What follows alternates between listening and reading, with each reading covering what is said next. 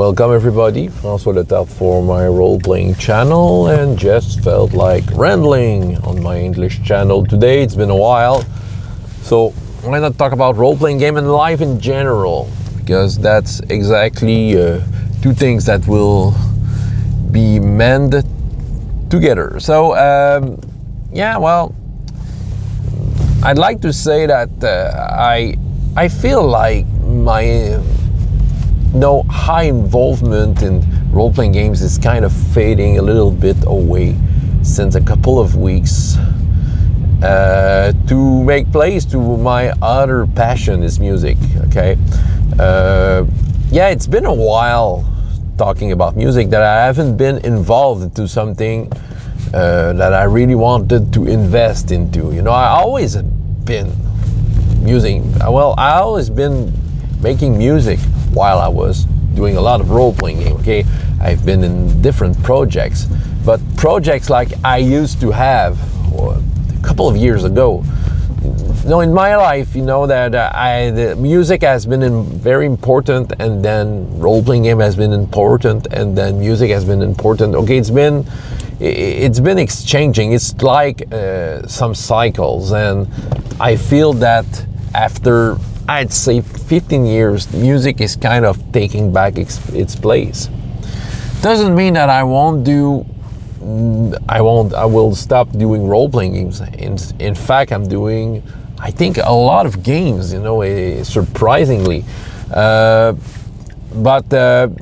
I will not invest as much as I used to in the last couple of years. What was that? Well, what kind of investment it was? It was pretty much like learning new games, trying to play as much games as I wanted to, you know, being very much into it. But I feel that I need to take time to do that other stuff. What are the projects, role-playing game projects that are still running and might, you know, I expect them to stay? So far, Uncharted Worlds. I play a mostly weekly game of that science fiction PBTA game. Well, this week it should be the 50th session we will do. So it's been a while, and we still have a lot to do into that campaign. So I think it will be there. Okay, I don't think it will be removed as far as I can see. But we'll never know. But you know, it's there and it's running. I'm in-person game with some friends. We do bi-weekly sessions of Fantasy Age, a game that I'm discovering every time I play it. I really enjoy the way it works.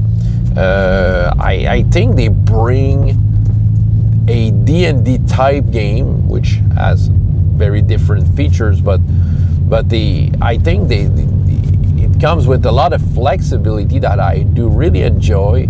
It's quite an easy game to understand, but the game makes sense in many fashion. I do enjoy it. And the game itself, well, this is silly fantasy. We know we're having a laugh with friends and all of that. On the top of that, there's a good plot behind. You know, there's a good mysteries.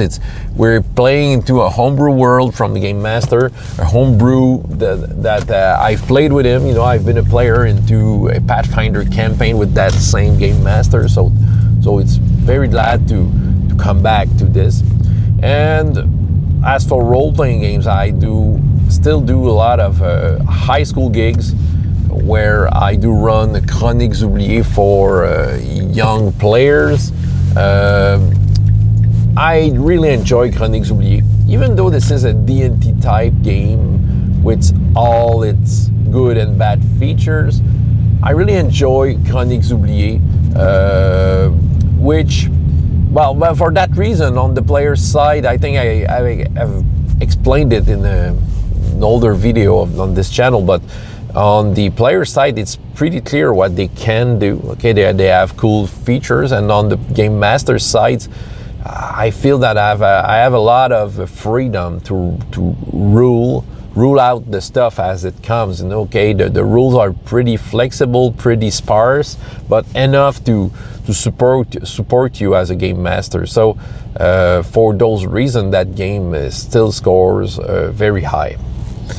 So yeah, I'm really enjoying that. Okay, to my taste, though, under that context, okay, the high school gig context, it might be a bit too crunchy.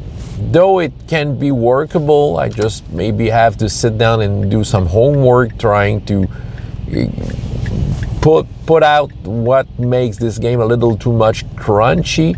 But I don't have, well, I have to be careful not to remove everything, okay, because you know the game features are important in there. Some game features you can't get past to it. But you know, I had plans this year to try out some of the cool rules, optional rules that I think make sense, but in practice this is too much management to my taste for it to work well, though it might just be practicing the rules to make them work, or get the player more involved into managing the rules themselves. It all depends on the rules, of course, but yeah. But you know, and I still think this is a sweet spot if I want a D&D-like experience with players other than using D&D, which would be, well, from my experience, because I've tried it before with that kind of gig and doesn't work well, you know, even though many people uses it, promotes it as being this is great for teenagers and all that. In my own personal experience, it does not do a good job, okay? It would, the D&D 5th edition especially, works well with your regular group who will do their homework to help you run this game, which if it's all on the dungeon master's shoulder, it doesn't work well, okay? I'm looking still, even though role-playing game is being put a little bit aside because of music, I still have 2 games that I'm looking forward this year that will come out, 2 French games, 2 fantasy games. It's not original, but the first one is the 2nd edition of Chroniques Oubliées. As simple as that. I'm really looking forward to see if they were able to pull out some interesting game mechanics that will help to be more flexible, okay? The basic game as it is might lack some flexibility, though it really didn't matter to me because I'm able to fudge this out with the players. But if there's in the game design something that might make the game a little more flexible when you create your character, especially from the character side, when you want to you go up a level, what are the options? If there can be more cool options, I think that would be great. You know, I'm looking forward to that. It should come out next summer. And there's a 2nd edition of another game that I've been that got my interest. The 1st edition really got my interest. It is called Cœur Vaillant. There's an English version on Drive-Thru RPG of the first book called Gallant and Bold.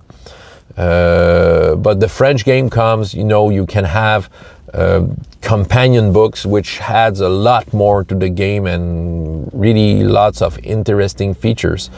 So it almost won the place of high school gigs, okay? I had an hesitation between Chroniques Oubliées and Cœur Vaillant. Chroniques Oubliées had a lot more options and was, little more fit for teenagers as for the kind of high fantasy it offers, because Cœur Vaillant is a little more low fantasy, so a little more OSR, okay, kind of. This is a game with its own twist, but really inspired by OSR type games. And there's a 2nd edition coming out. I really enjoy what that author is doing, and I'm really curious to see what he will do this time with his second edition? Will it have more options? Will it have enough option for me to consider it and replace Chroniques Oubliées? I don't know, but I'm really looking forward to that. So that was a personal ramble I wanted to share with you this morning. So my name is François Letarte for my role-playing channel, and up to next time, I hope you have as much fun in your life as in your games. Goodbye.